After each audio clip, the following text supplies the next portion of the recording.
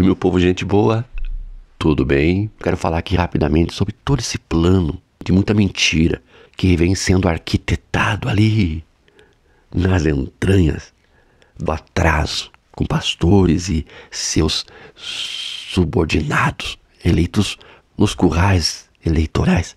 Quero falar do efeito destrutivo da presença de Bolsonaro em qualquer ambiente onde ele botou os pés e as mãos. Ele dividiu as famílias, jogou uns contra os outros, foi protagonista ali, quase que em conluio com o vírus mortal para viabilizar a morte de milhares de pessoas. O dobro do que poderia ter sido caso ele tivesse, enquanto presidente, agido prontamente. Destruiu igrejas também. Trouxe à luz, talvez, o que a igreja sempre foi. Todo mundo de bom senso já viu que de Deus, em alguns desses ambientes politiqueiros, igrejeiros e alienantes, clonadores de pessoas, de Deus ali, nada ali existe. Deste que é o tema da agremiação, quando na verdade o Deus deles é Mamon, o dinheiro. Eu quero falar sobre a fala mentirosa de Sóstenes Cavalcante, o pau-mandado de Malafaia. E quero comentar com vocês a estratégia da elite que solta o pitbull da extrema-direita em nossa direção, e nós que deveríamos estar criticando o governo, porque é assim que deve ser, você elege e você cobra. Não podemos nem cobrar uma pauta que seja nossa, porque precisamos defendê-lo e defender as instituições. Destes que vêm de lá para cá tentando destruir tudo, e a gente pensa, opa, precisamos guardar o que nós conquistamos até aqui.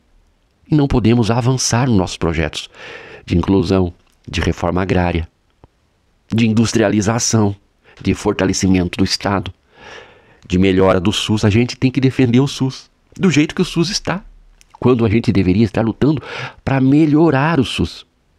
A gente tem que defender o SUS o tempo todo, tem que defender as instituições. E nós somos críticos, nós queremos que melhore. Não está bom, mas a gente tem que proteger aqui, porque se não protegermos as conquistas que até aqui conseguimos, a gente vai perder tudo isso, porque eles vêm de lá para cá para destruir. Para a elite é perfeito. Puxa a esquerda para o centro, destrói os nossos sonhos. A gente entra nessa pauta para proteger o que a gente já tem, para não perder tudo. Quero falar sobre isso, é disso que eu quero tratar. Peço que você deixe seu coração vermelho que pulsa por um Brasil mais justo, igualitário, com educação inclusiva, com reforma agrária e industrialização. Nós queremos um país forte. Você que é destes, que é dos meus, que está comigo, que está entre nós aqui, não deixe de apoiar meu canal, comentando, fale de onde você me assiste e também ajude nessa chavinha aqui, que é a única forma de monetização que eu tenho hoje aqui nas redes sociais. E é sábado, domingo, segunda, estou trabalhando direto. Quem me acompanha sabe disso, né? Então ajuda a manter este canal se você pode. Se você não pode, ajude como você puder, comentando e curtindo e compartilhando. Vamos em frente, que tem tanta coisa que eu quero comentar com vocês hoje. Esse papinho de anistia já encheu o saco, não é verdade? Eu mesmo não aguento mais falar sobre esse assunto, mas a gente tem que falar, né? Porque é a pauta que a extrema-direita nos impõe. A pauta é o grande problema, porque a gente que poderia estar discutindo, debatendo o Brasil e até fazendo críticas ao governo, por que não? Porque é assim que deveria ser. Você vota em um presidente, em deputados, senadores, e depois você acompanha o andamento do governo, dos projetos, e faz críticas, pressionando este nosso representante ou os representantes nossos para que eles cumpram com o que foi acordado. Mas a pauta que nos é imposta pela extrema-direita nos priva do movimento que seria natural daquele que elege determinado representante, que é o de cobrar. Nós não podemos cobrar o governo porque precisamos defendê-lo o tempo todo dos ataques rasteiros, malignos, perversos daqueles que não fazem uma oposição. Pelo contrário, trabalham com a mentalidade do inimigo a ser destruído. Um modus operandi do fascismo. Claro que quem está por trás de tudo isso é a elite que, ao soltar sobre nós todos o seu pitbull, que é a extrema-direita, nos aproxima cada vez mais do centro. Porque aí a gente se conforma com um governo que se pode fazer. Você entendeu o que eu quis dizer até aqui? Eu estou dizendo que falar de mim, eu sou um crítico das instituições. A extrema-direita quer destruir as instituições.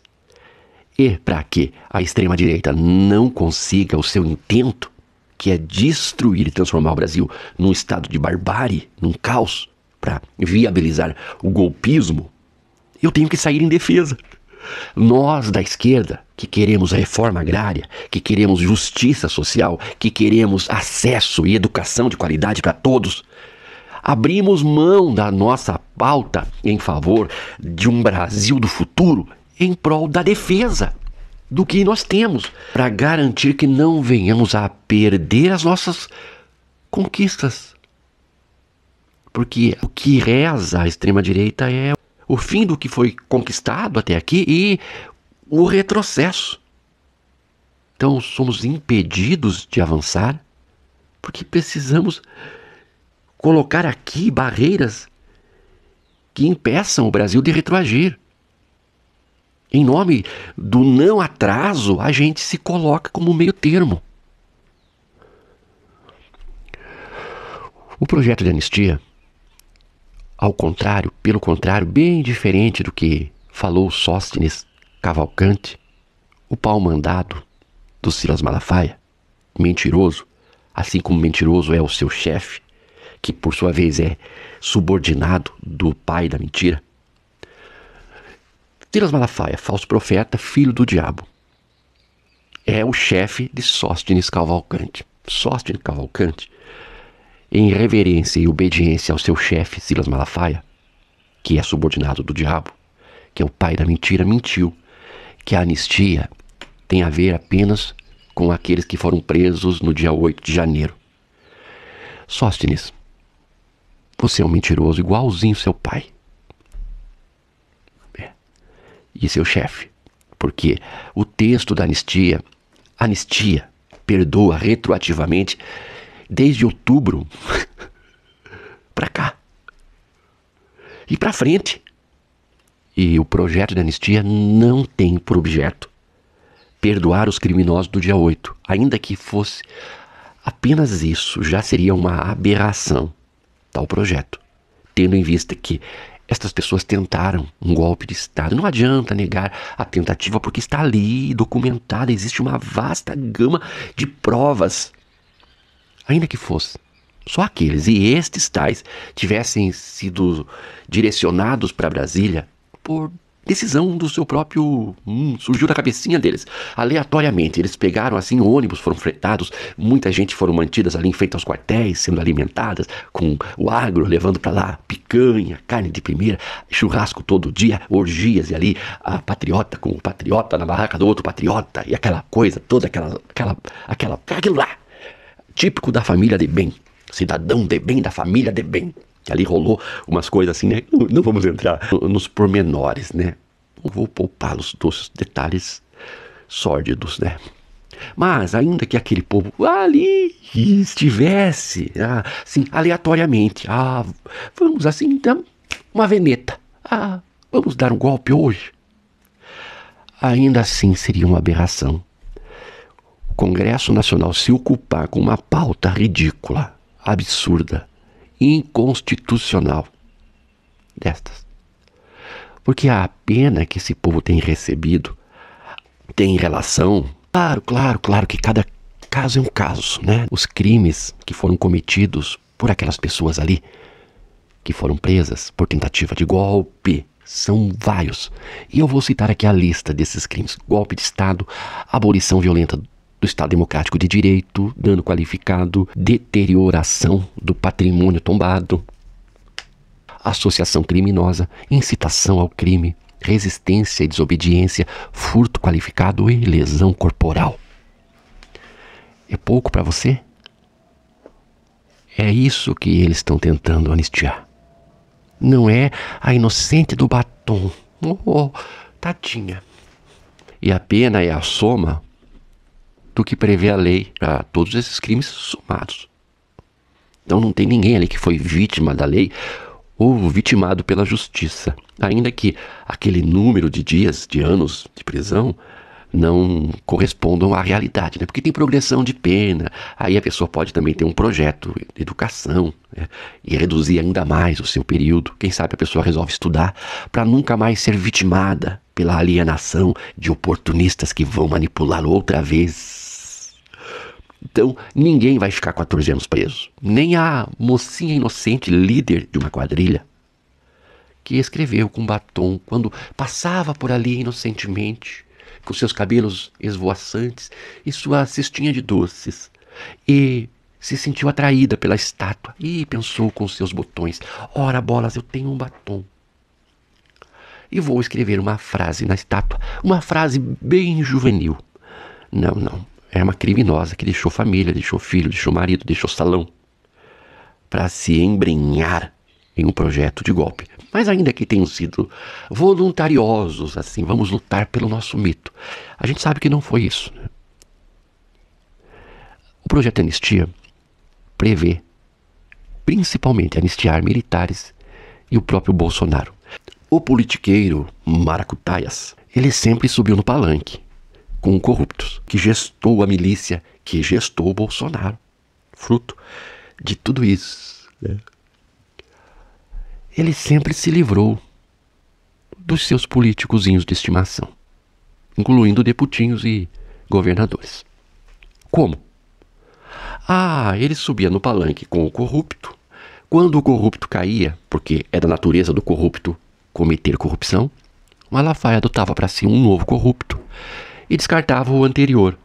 Tipo, eu apoiei fulano, eu poderia aqui colocar vários pedacinhos, recortes, de Malafaia defendendo o Everaldo, pastor preso ladrão, defendendo o Eduardo Cunha, defendendo todos os corruptos, presos e não presos. Mas não precisa, você já viu, você já conhece a história. Você viu ele defendendo Eduardo Cunha, você viu ele defendendo o Everaldo, e você vê ele defendendo o Bolsonaro. Só que agora, vocês perceberam que ele não adotou para si um outro político? Ele continua defendendo o Bolsonaro, e isso foge à regra. Porque ele se livra do corrupto assim que o corrupto cai em descrédito e adota para si um novo político, porque o negócio dele é grana e politicagem. Sempre está envolvido, né? Poderia ele estar pegando, falando de Jesus, do amor, do perdão, da compaixão, da misericórdia, do acolhimento, do repartir. Vender o quê? Vender as riquezas e distribuir aos pobres. Essas coisas de Jesus. O anticapitalismo de Jesus. Mas não. Jesus é só o nome para ser usado como palavra mágica para agremiar desavisados e seu dinheiro. Mas eu estou fazendo essa apanhado de coisas para falar unicamente que se o Malafaia não descartou o Bolsonaro ainda, sendo o Bolsonaro sabidamente corrupto e golpista desde sempre, né, por atos e palavras, apoiador de defensor e adorador de torturador, e mesmo assim lá está o pastor na sua retaguarda, usando o mentiroso filho do cão do Sóstenes para mentir à população e mentir também aos deputados. Faz isso porque está com o rabo preso. A prisão de Bolsonaro significa a prisão de Malafaia, dos mandantes, dos financiadores, de generais cujo nome não apareceu na lista, de pastores que ainda não foram citados, de agronegociantes, fazendeiros, latifundiários que não foram citados ainda. E é por isso que existe esse projeto de anistia. Para perdoar aqueles em quais a polícia ainda não chegou. Esse povo queria mesmo que Bolsonaro evaporasse no ar. É o que Maracutaias queria. Que subitamente entupisse com algum camarão e fosse ter uma aula presencial com Olavo de Carvalho. Mas, como isso não é possível, né? Como a gente vai atentar contra a vida de alguém? A menos que a gente consiga armar uma situação para culpabilizar a esquerda por um eventual piripaque que o arquivo vivo venha a ter eventualmente.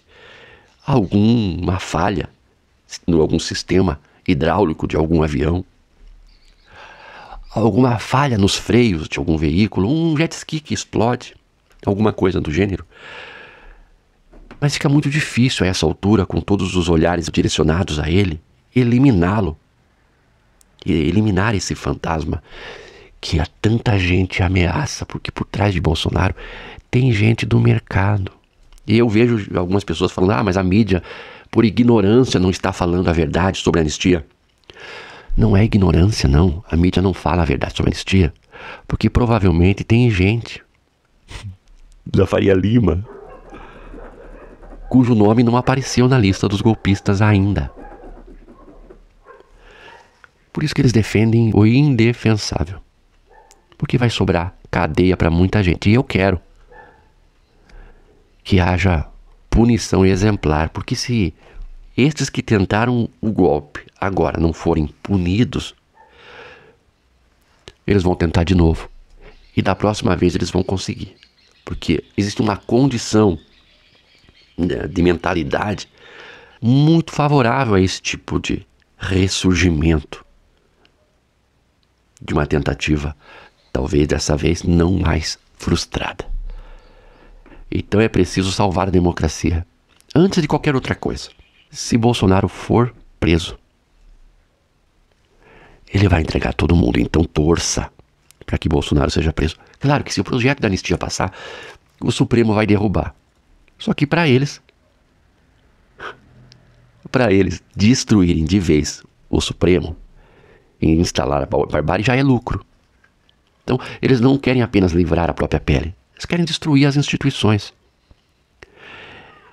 E, caso eles aprovem a anistia, o Supremo cancela, porque a anistia é inconstitucional. E a função do Supremo é julgar constitucionalidade. E, gente, só comecei a estudar direito, estou no primeiro período, mas já estou manjando de algumas coisas. O Supremo julga se é ou não constitucional. E, não sendo constitucional, perde efeito. Né? Não existe anistia. E não existindo anistia, e uma vez que essa decisão for uma decisão do Supremo, eles vão jogar a população contra o Supremo, novamente, desgastando a instituição e viabilizando o retorno dos mesmos golpistas em um momento posterior.